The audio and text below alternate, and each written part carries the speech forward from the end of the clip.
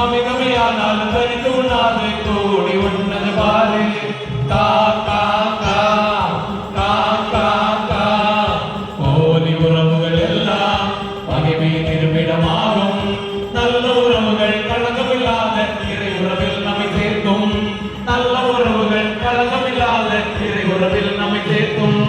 கா கா கா கா கா கா.